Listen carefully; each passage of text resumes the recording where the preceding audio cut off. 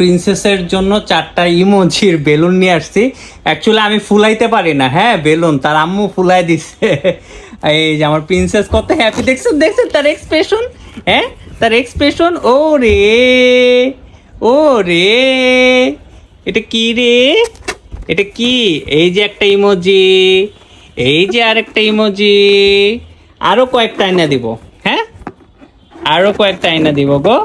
এই যে আরেকটা ইমোজি, হ্যাঁ তারপর এই যে, আরে এই যে আরেকটা ইমোজি, হ্যাঁ এত ইমোজি, এত খুশি, ওরে বাবা ধরছে পুরা।